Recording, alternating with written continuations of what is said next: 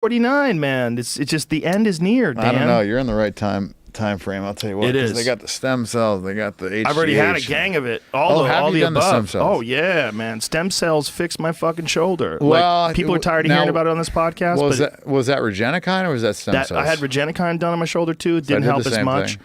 I had some pretty significant tearing.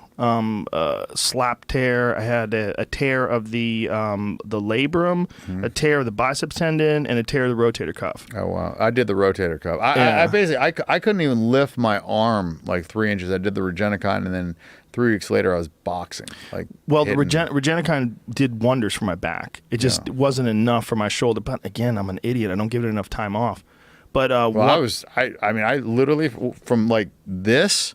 3 weeks later, I was boxing. Like, yeah, that is amazing. Pretty aggressive, right? I mean, and by the way, all the doctors told me I needed surgery. The same thing to me. Yeah. Now, I've had that said to me twice. I need surgery on my neck, and I've heard I need surgery on my shoulder. I avoided both of them, and I do everything now. Yeah. But one of the things about shoulder injuries that I found from Steve Maxwell, he's a pretty famous strength and conditioning coach that's been on this podcast a bunch of times, is hanging. Hanging from chin-up bars. It's so important to do. It's so good for your shoulders to straighten out your shoulders. I thought you were going to say bad. I was like, fuck, because I've done a lot of that. So, no, good. It's really good for you. Good. There's a whole video about it where this doctor, who was a shoulder surgery doctor, stopped doing shoulder surgery on most of his patients and started them on this hanging therapy. Because when you see human beings essentially were primates, and most primates swing from trees. I mean, that is what they do. They grab a hold of things and they swing, and it stretches out your arm, and you develop impingements from gravity, from a lack of use, or from too much use or overuse. And this guy has you hang from a chin-up bar, just holding on and hanging. And it stretches out your shoulder, and it alleviates pain in a giant percentage of people that have shoulder injuries. And I urge anybody who's listening to this that has any sort of shoulder weirdness or some shit that fucks with them to just try this. I know it sounds crazy. Like, how the fuck is hanging by your shoulders going to help you? And this is one doctor. This is not the doctor that invented the procedure, but he basically explains it really well. There's a bunch of them. What did you Google so people can... Shoulder pain hanging from bar, and there's a lot of things that start popping up as you do that. There's a gang of it, but it's super effective. It's super effective for a lot of people. I mean, if you have like significant tearing where you're going to need surgery, you have a failure of your joint or something like that, that's one thing. But for a lot of people, this offers them a great deal of relief, and it really helps me. I do it every day. It's one of the first things I do in the morning. I hang. And then I do scapular raises for archery.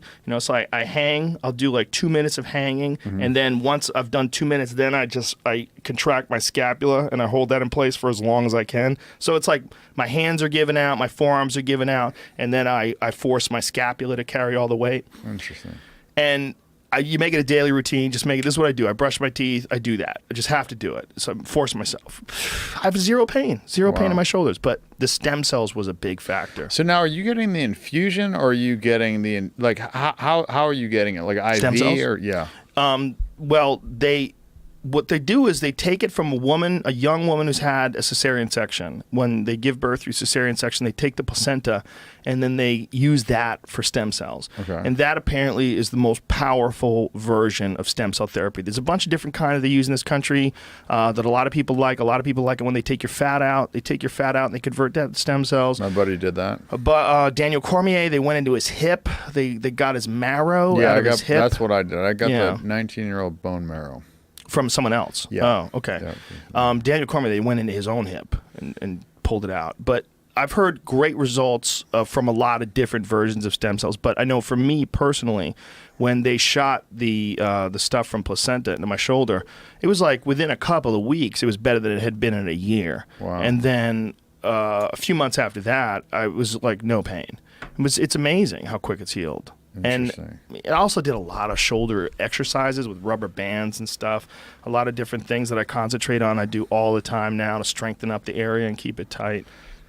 But you haven't done the IV stuff? No, you did that, huh? Yeah, I've done that twice now. Boss Rutan did that. He told me that it was like the power was coming out of my hands. Ah! Bro, it's pretty crazy. I mean, I basically...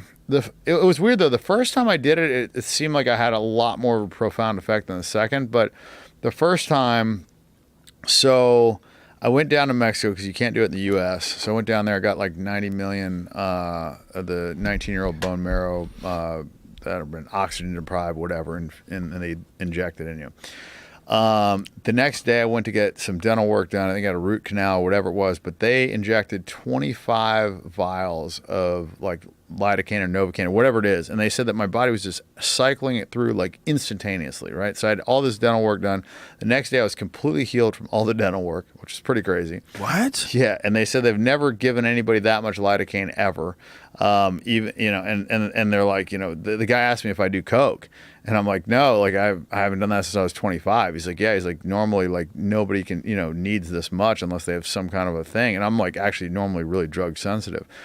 I also found that because I do HRT, and I found that when I did the shots, like it was like a lot. For people listening, it's hormone replacement therapy. Yeah, and so basically, I found that it just cycled all these drugs faster through my system. So I'd get a stronger effect, but then it'd be out. And then I went to the gym. They said you're not supposed to work out for 3 days or whatever. I went to the gym. I think it was like 4 or 5 days later, and I was like 20% stronger. Wow. And I mean, I've been training for 20 something years. I've done everything. So to get like 20% strength increase is just fucking crazy. Dude, I'm going to Mexico. It was so nuts. What part of Mexico? Where do you go? Exactly. Got an address? Tijuana. Tijuana. Oh, Shithole, man. yeah. Tijuana. It's so dangerous. No, I had it was like Sicario. I had like the armored cars. I like made them give me a machine gun. I was like, yes, really? Yes, I had like a machine gun. Which, you wanted your own machine gun yeah, while you're down there, just in case shit goes down. You don't want these guys to get shot. Bro, that place like the fucking Wild West, man. You know, at least if I'm going out, I want to have a gun. You know. But so.